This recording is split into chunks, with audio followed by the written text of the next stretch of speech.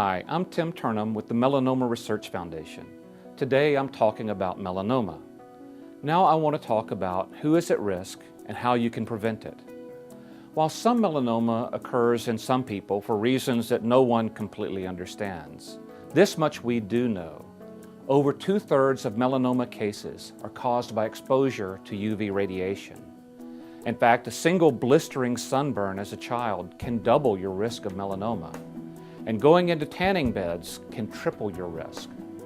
The World Health Organization has classified UV lamps as a carcinogen in the same category as tobacco smoke.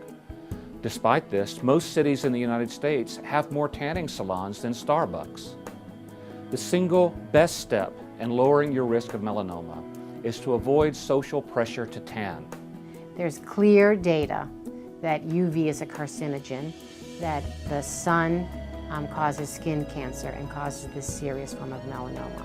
So our advice, and I think it's consistent amongst the medical community, is that this is should be viewed as a carcinogen and it's dangerous, and there is no safe tan.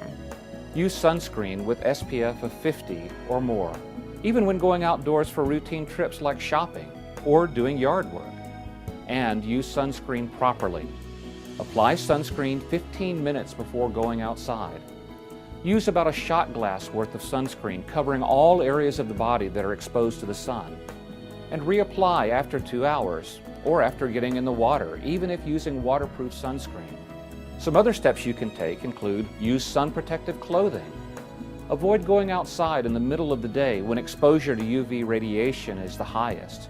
And never ever go into a tanning bed. These are good rules for everyone to follow, but some people need to be particularly careful.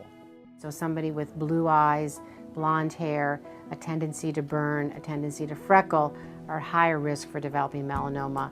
But still, people with my coloring, brown hair, brown eyes, develop melanoma, and actually there's more people with my coloring that develop melanoma because there's more people with my coloring.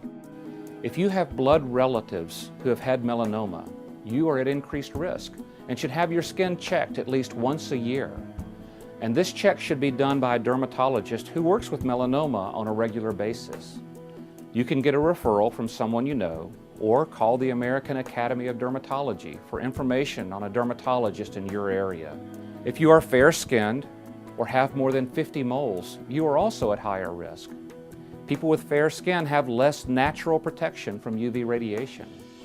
A tan is the body trying to stop the UV radiation from causing damage to DNA and skin cells. Also, moles are normal skin cells behaving abnormally. In the vast majority of cases, this is harmless.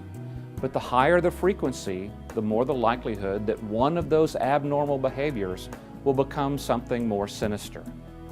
If you'd like to learn more, check out our other videos on melanoma, including common symptoms.